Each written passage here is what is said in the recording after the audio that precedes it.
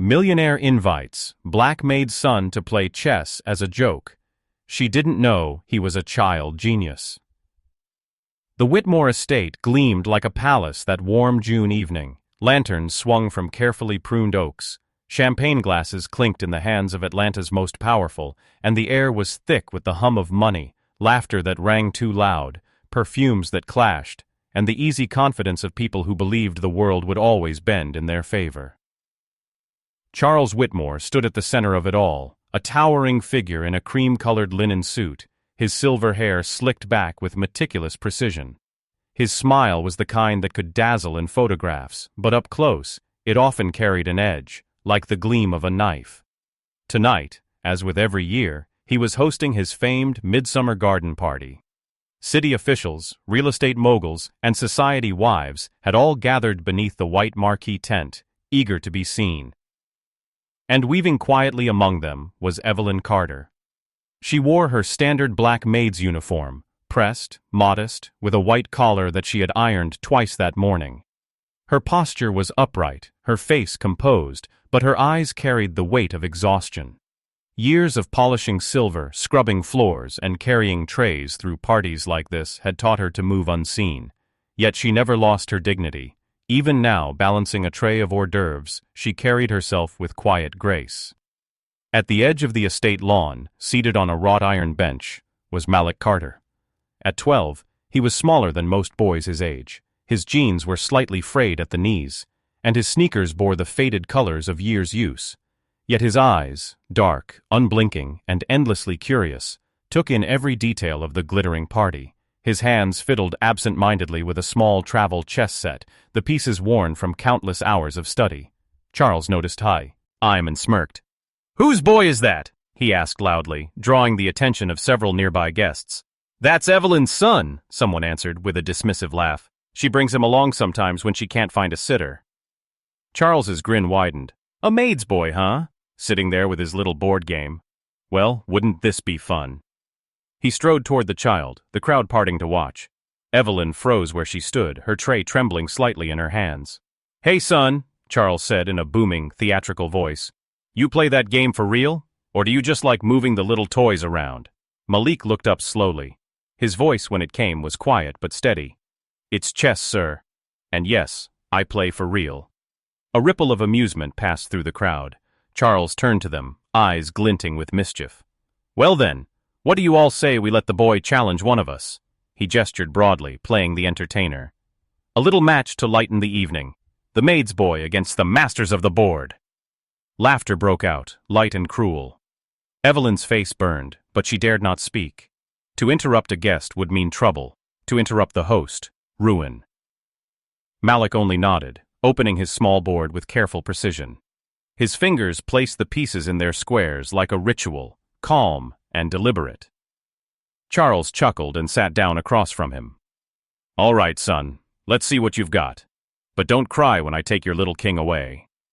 The guests gathered close, wine glasses in hand, eager to see the spectacle. The first moves came quickly, pawns clashing in the center, knights jumping forward. Charles leaned back, puffing out his chest, tossing comments meant to draw more laughter. And as this story unfolds, take a moment to like this video and subscribe, but only if you genuinely enjoy these stories. Post your location and local time in Tay, he comments below. The words floated into the rhythm of the scene, as though the evening itself had paused for breath before continuing. Evelyn hovered near the tent's edge, her tray still in hand, her heart caught between pride and dread. She wanted to rush forward, to take Malik by the arm, to shield him from becoming the butt of these people's jokes. But her son, she realized, wasn't afraid. His eyes were locked on the board, his mind turning gears invisible to everyone else. Charles made a move and smirked at his friends. "See, the boy doesn't even know what's coming." Malik, without hesitation, slid his bishop across the board, capturing a knight. The crowd gave a polite murmur. He said nothing, his face unreadable. The game pressed on, pieces clattering, the air thickening. Charles was still smiling, but now and then a faint crease appeared on his brow. Malik's moves were too clean, too precise, too confident for a child who was meant to lose. And Evelyn, from her corner, felt the first stirring of something unexpected. Not dread, not shame, but hope. The laughter came in waves at first, light, careless, the kind of laughter people use when they don't believe what they're seeing.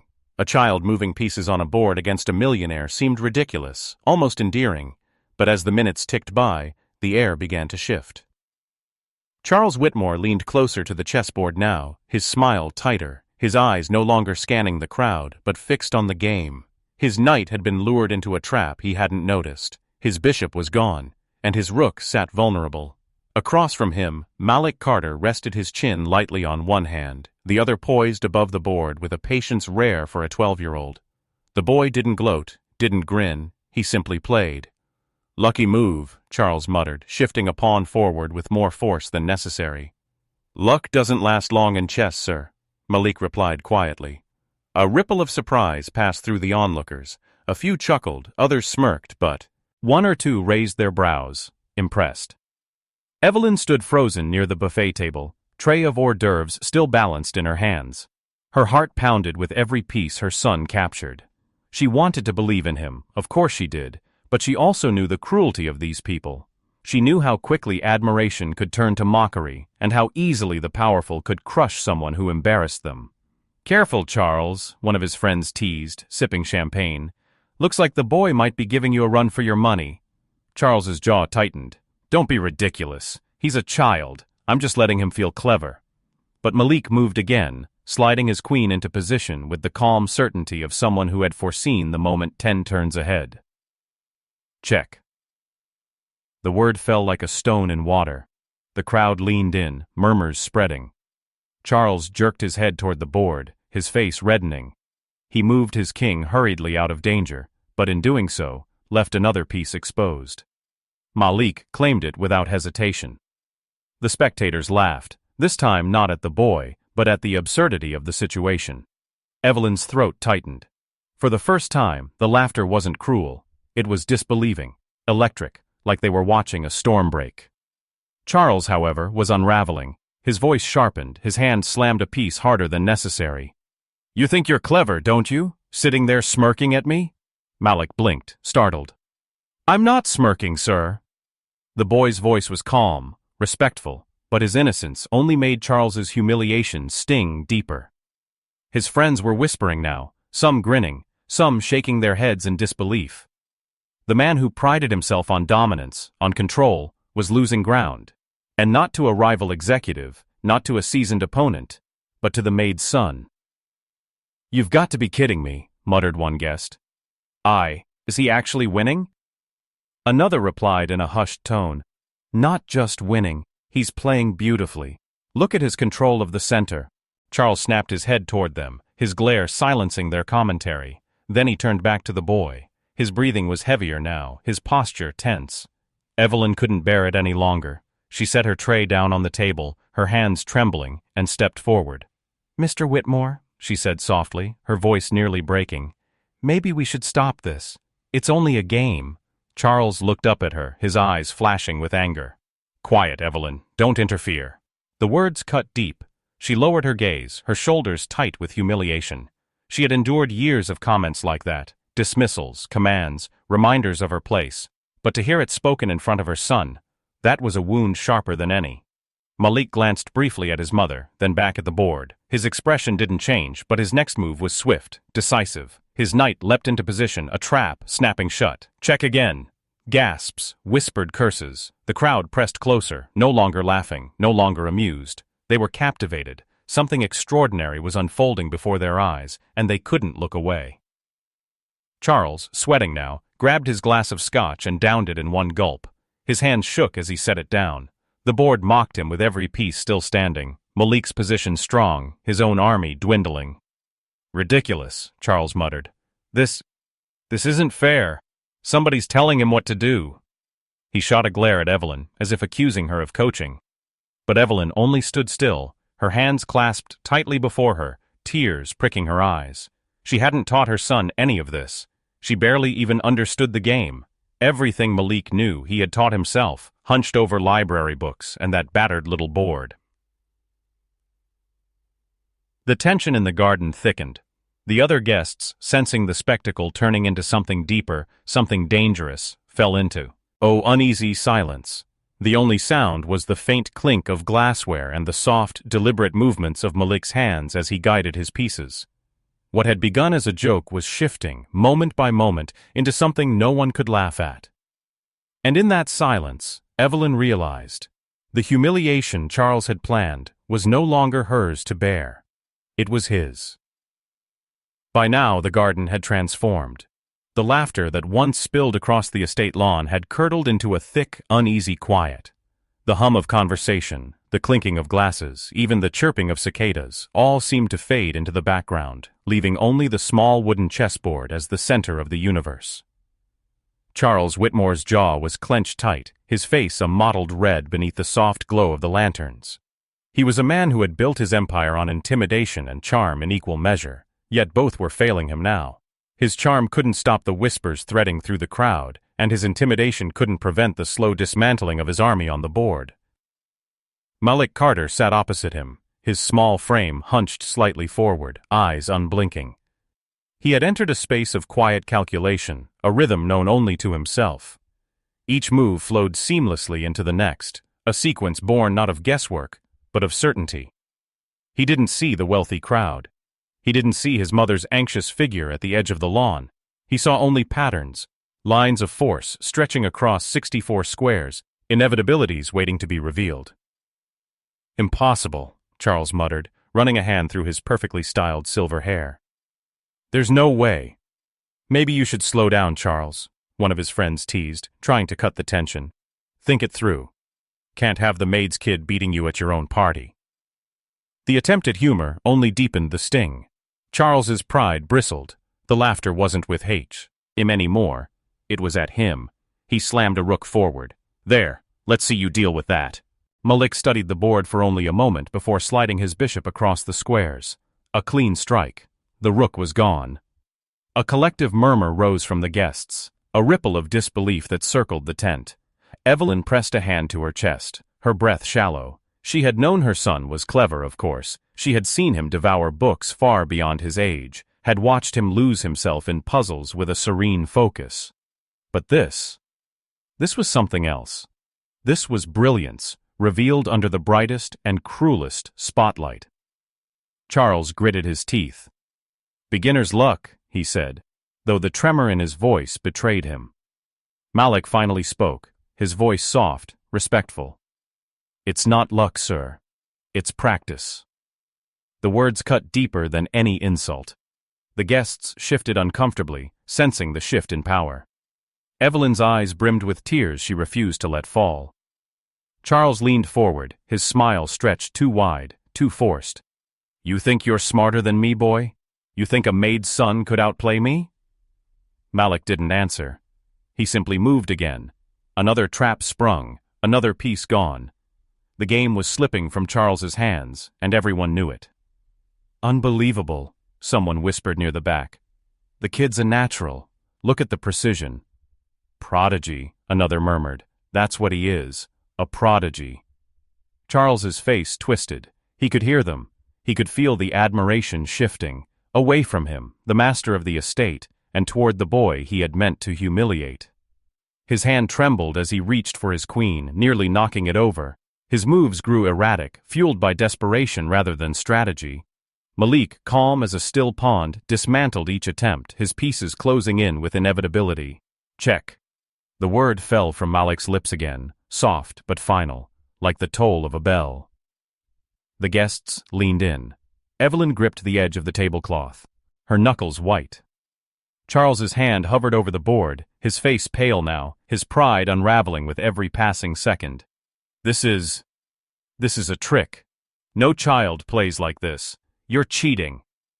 The accusation rang out sharp, ugly, breaking the fragile silence. The crowd stirred, uneasy. Evelyn gasped. "Mr. Whitmore, please, he isn't—" "Quiet!" Charles snapped, turning his fury on her. His voice cracked like a whip, cutting through the garden. "Don't speak unless spoken to." The humiliation landed heavy. Evelyn's lips pressed shut, her eyes glistening, but her back remained straight. She would not bow, not even under the weight of his cruelty. Malik looked at his mother, then back at Charles. For the first time his gaze hardened, a quiet defiance flashing in his young eyes. He placed his queen gently on the board. "Checkmate." The crowd gasped, a sharp collective inhale. The words hung in the air like thunder. Charles's face went slack. He stared at the board, then at the boy, then back again. His king was cornered, no escape, no defense. Beaten, defeated, by a child, by the maid's child. Silence stretched across the estate. No one dared to speak. And then, from somewhere in the back, a single clap. Then another. Until suddenly the garden erupted, not with laughter, but with applause. Evelyn's chest tightened, tears spilling freely now. Malik only lowered his eyes, quietly beginning to reset the board, as though nothing extraordinary had happened. Charles Whitmore sat frozen in his chair, humiliated before the very people whose admiration he craved most. And the night, once his stage, no longer belonged to him. The applause struck Charles Whitmore like a slap across the face. It wasn't meant for him. It was for the boy, for the maid's boy. He sat there, motionless, as the clapping swelled around him. Faces that once looked to him with admiration now turned toward Malik, their eyes wide with awe. It was unbearable. His fists clenched so tightly his knuckles blanched. This is ridiculous, he spat, his voice trembling with rage. He shoved back his chair, the legs screeching against the stone patio. The applause faltered, guests exchanging uneasy glances. Malik, meanwhile, remained seated. His small hands calmly gathered the pieces, each one placed back in its slot within the travel case. His composure made the contrast unbearable. One man unraveling, one boy steady as stone. Charles's face contorted. "You think you've embarrassed me? You think this little show makes you something special? Let me tell you what you are. You're nothing. A maid's son, playing games while the real world is run by men like me." Gasps rippled through the crowd. Some lowered their eyes, uncomfortable, while others looked directly at Evelyn, who stood stricken near the buffet, her body rigid with both pain and fury. But Malik finally looked up, meeting Charles's glare with unflinching calm. His voice was quiet, but it carried across the garden like a bell. "It's just a game, sir. You asked me to play." The words pierced the silence. They were not defiant, not boastful, just true. And that truth was devastating. Charles's breath hitched. His chest rose and fell rapidly, his control slipping further with every heartbeat. He pointed a trembling finger at Malik. "You cheated. I don't know how, but you did. Nobody beats me. Nobody." Evelyn could no longer stay silent. Her voice broke as she stepped forward. "He didn't cheat. He's been teaching himself for years. Every book, every puzzle, every spare moment he could find. My boy is gifted. He didn't need tricks." Her words cracked open the atmosphere. Guests murmured to one another, some nodding, some whispering with dawning recognition. The narrative Charles tried to spin was dissolving, his authority slipping through his fingers like sand. One man in a tailored navy suit spoke aloud. "I've seen Proteus Geese before. The boy didn't cheat. That was genius on display." Others murmured agreement. Heads turned toward Malik, not with ridicule, but with reverence. Charles's hands shook. His empire, his pride, his carefully curated image, it was crumbling before his eyes. He slammed his fist on the table, rattling the glasses. "Enough!" The shout silenced the crowd. All eyes fixed on him. His breath came ragged now, his mask shattered. For years he had played the part of the charming host, the untouchable millionaire. But here, under the lanterns, exposed before his peers, he was just a man, small, afraid, desperate. His voice cracked as he spoke again, softer this time, almost pleading. "Do you all see what's happening? You're laughing at me. At me." The admission hung heavy in the air. Evelyn felt her breath catch. Malik watched silently, his hands folded on the closed chessboard. Then, with a shudder, Charles's shoulders collapsed. He sank back into his chair, burying his face in his hands. His voice broke in a way no one had ever heard before. I didn't mean for this. I just wanted—" His words dissolved into a choked sob. The crowd shifted uncomfortably. This was no longer spectacle. This was a man unraveling in public, his pride shattered, his arrogance stripped raw, until only shame remained. Evelyn's heart pounded. She wanted to hate him, to revel in his collapse. But watching him break, watching the mighty fall, stirred something more complicated. She saw not power, but fragility. Not strength, but fear. Charles lifted his head, his eyes red, his face streaked with tears. He looked at Malik, then at Evelyn. His voice cracked like brittle glass. I'm sorry. I shouldn't have made him a joke. His throat closed. He swallowed hard, trembling. I don't know who I am anymore. Silence blanketed the estate. For the first time in years, Charlie Whitmore, the man who ruled every room he entered, was utterly powerless. Malik blinked slowly, then spoke, his voice carrying both innocence and wisdom far beyond his years. Sir, it was never about you. It was just a game. The words lingered, simple and devastating. The crowd, stunned, began to murmur again, not with scorn, but with admiration for the boy who had not only defeated the millionaire, but done so with grace. And in that moment, the balance of power shifted forever. The garden was no longer a party, it was a reckoning.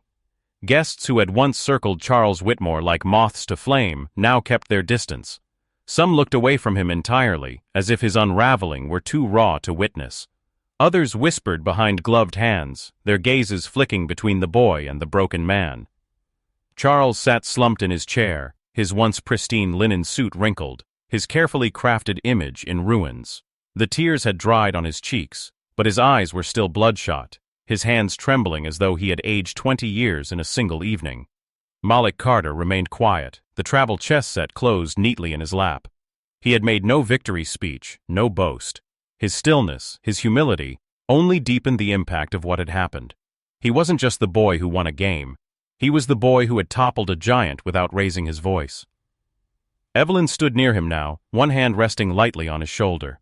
The crowd that once looked past her as if she were invisible now studied her with a strange new respect. Some seemed ashamed, others thoughtful, a few even approached. One woman in a flowing emerald dress, her diamonds flashing beneath the lanterns, stepped forward first. She crouched slightly to Malik's level, her voice soft. Young man, do you know what you've done tonight? That was remarkable. Malik looked down, shy. It was just chess, ma'am. No, the woman said firmly. It was more than that. She turned to Evelyn, her tia. One earnest. This boy has a gift. Has anyone spoken to you about schools, training? He shouldn't be playing on a travel board. He belongs in tournaments. Evelyn's lips parted, her breath unsteady. No one's ever... Her voice trailed off, overwhelmed. Another guest, a man with salt and pepper hair and a crisp navy suit, spoke next. I sponsor youth programs downtown. If you'd allow it, Ms. Carter, I'd be honored to help Malik get started. His talent shouldn't go unseen. Murmurs of agreement followed, others nodding, offering connections, opportunities, doors Evelyn had never dreamed would open. For years she had scrubbed their marble floors, polished their silver, blended into the background.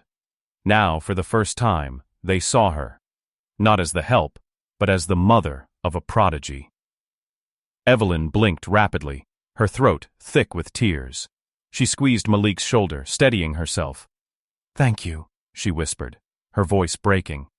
Thank you. Charles lifted his head at that, his expression twisting. Watching his guests, his circle, shift their loyalty, offer their respect and resources to the maid and her son, burned worse than the defeat itself. His empire wasn't just money and property, it was influence, and here, in his own garden, it was slipping through his fingers. No, he croaked, pushing himself to his feet. His voice cracked, desperate. No, you don't understand. He humiliated me. He made a fool of me in my own home, and you... His voice broke into a rasp. You're praising him?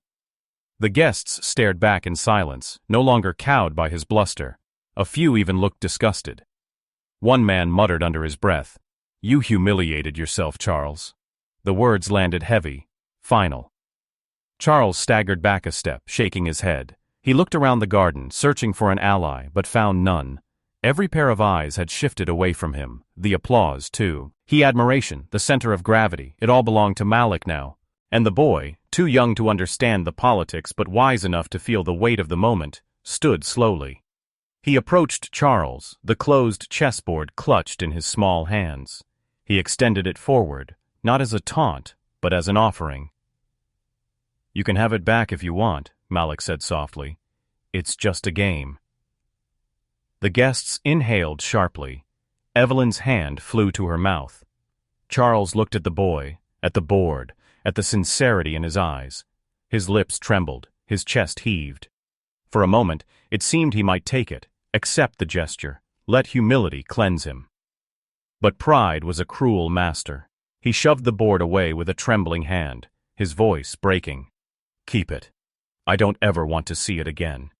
Gasps swept through the crowd. Evelyn pulled Malik protectively to her side, her spine straight, her gaze locked on Charles. For the first time, she met his eyes without flinching. "You may not want to see it," she said quietly, her voice steady and strong. "But the world will." The words struck harder than any move on the board, and with that she turned, guiding her son toward the gates. The crowd parted for them, not with mockery this time, but with respect. Some reached out to shake Malik's hand, others to offer Evelyn cards, numbers, promises. The glow of lanterns followed them out, the murmur of admiration trailing in their wake. And Charles Whitmore, once the master of every gaze in the room, was left standing alone in the ruins of his pride. The night air outside the Whitmore estate was cooler, calmer. Evelyn and Malik walked side by side down the long gravel drive, the noise of the party fading behind them. She held his hand tightly, as though afraid the world might try to steal him away now that it had finally noticed him. But inside the garden, the ripple effects of what had just happened continued to unfold. Charles Whitmore stood still, briefly in the center of the crowd, his chest rising and falling, his jaw clenched tight enough to ache. His empire, built on respect, fear, and charm, suddenly seemed fragile. The people who once orbited him had shifted, their attention drawn to the boy who had embarrassed him, the maid who had raised him, the story that was bigger than his wealth. His friends, colleagues, rivals, they were all whispering. He could see it in their faces. Admiration for Malik, pity for Evelyn, contempt for him. "Never seen anything like it," someone said openly now, not even lowering their voice. "That child has the mind of a master." "Prodigy," another agreed. "If his mother accepts help, he could be world-class in a few years." Did you see the precision? The calm? Charles didn't stand a chance. Every word was a dagger. Charles's hands trembled at his sides. He wanted to shout, to command silence, to remind them who paid for their wine and entertainment, but the power had shifted, and no voice of his could drag it back. He tried to laugh, to brush it off. "Come now, everyone, it was only a game, a child's game." His words came hollow, brittle. But no one laughed with him. Instead, the man in the navy suit, the one who had offered to sponsor Malik, spoke firmly. "It wasn't a game, Charles. It was talent. And the way you treated them tonight, it was shameful." The statement hung heavy in the humid Georgia air. Others nodded, murmuring agreement. A woman in pearls added, "You embarrassed yourself more than anyone else." Charles staggered back as though struck. His empire of glass was shattering around him, and he had no hands left to catch the shards. For the first time in decades, he felt something foreign, something raw. Exposure. The realization that without their respect, without their admiration, his fortune meant nothing. He was just a man in a suit, broken, pitiful, alone. He sank into his chair, his body heavy, his voice hoarse. "What have I done?" he whispered, not to them but to himself. The guests didn't linger. Slowly they began to disperse, some shaking their heads, others speaking softly about Malik, about Evelyn, about the way tonight would be remembered. No one stayed to comfort Charles. No one placed a hand on his shoulder. By the time the last carriages rolled away and the lanterns dimmed, Charles Whitmore sat alone in his garden. The silence was crushing, louder than the applause had ever been. Meanwhile, Evelyn and Malik had reached the bus stop at the edge of the city. Malik leaned against his mother, his chessboard tucked under one arm. "Are you angry I played, Mama?" he asked quietly. Evelyn looked down at him, her eyes still shining with unshed tears. She shook her head slowly. "No, baby, I'm proud. More proud than I've ever been." She cupped his face gently, her thumb brushing his cheek. "You showed them who you are, and you did it with grace." Malik smiled faintly, though fatigue tugged at his small features. I didn't mean to make him cry. Her chest ached at his innocence. She pulled him close, resting her chin atop his head. That wasn't you, Malik. That was him. All you did was play the truth. He couldn't face it. The bus rumbled up, brakes squealing. They boarded, sliding into a worn seat by the window. As the city lights blurred past, Evelyn held her son close, her heart heavy and light all at once. Heavy with the years of struggle, the cruelty endured, the injustice of being dismissed. Light with the knowledge that the world had finally seen Malik, not as the maid's boy, but as something more. At the Whitmore estate, Charles remained frozen in his chair, the weight of humiliation pressing on his chest. He could still see the boy's eyes, calm, unwavering, unbroken. He could still hear Evelyn's voice, steady and strong, declaring that the world would see what he had tried to mock. And for the first time in years, Charles Whitmore realized that no amount of money, no empire, no mask of charm could protect him from the truth. The morning after the garden party dawned quiet, as if the city itself had paused to consider what had unfolded the night before. The Whitmore estate, once a place of prestige and glittering spectacle, stood heavy with silence. Charles sat in his study, curtains drawn, the empty decanter of scotch gleaming faintly on his desk. He hadn't slept. His reflection in the glass window looked older, smaller. The phone had already rung twice that morning. Journalists, colleagues, whispers of the spectacle spreading like wildfire. His name, once synonymous with control and dominance, was now tied to humiliation. The maid's son, the prodigy, the man who lost. For Evelyn and Malik, the morning felt different. Evelyn rose early, as always, making breakfast in their modest apartment on the south side of the city. The walls were thin, the paint chipped, but there was a new energy humming through the small space. Malik sat at the table with his chessboard open again, replaying the game move by move, his brow furrowed in thought. "You're at it already?" Evelyn asked softly, sliding a plate of eggs before him. He looked up, smiling faintly. "I want to see if I missed anything."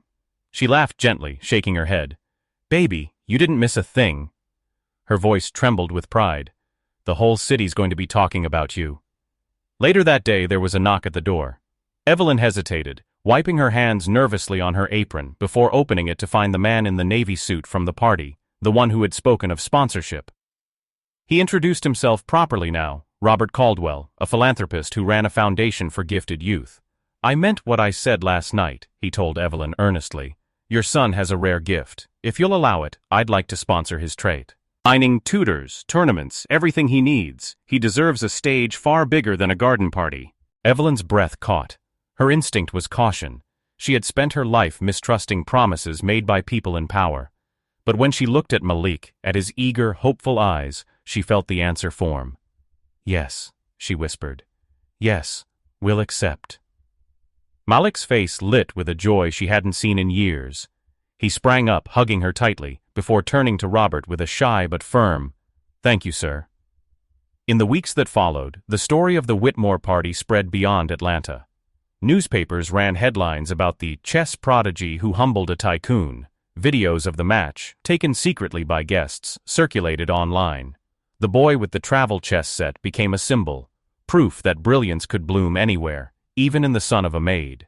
Charles, meanwhile, couldn't escape it. His board meetings grew tense, investors skeptical, his reputation bruised beyond repair. He withdrew from the public eye, each headline a reminder of the night his empire cracked. One evening, weeks later, Charles found himself outside a small community center downtown. He had heard whispers that Malik would be competing in his first official youth tournament there. Dressed not in his tailored suits, but in a simple jacket, Charles slipped inside quietly, taking a seat at the back. On the stage, Malik sat across from another child, his posture calm, his eyes sharp with focus.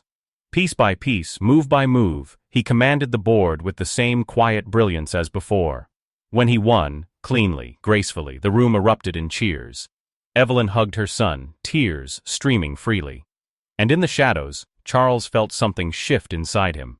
Not envy this time, not rage, something closer to awe. When the match ended, he approached hesitantly. Evelyn stiffened at the sight of him, her body tense, protective. Malik looked up, curious. Charles's voice cracked as he spoke. "I came to apologize." His hands shook as he gripped the brim of his hat.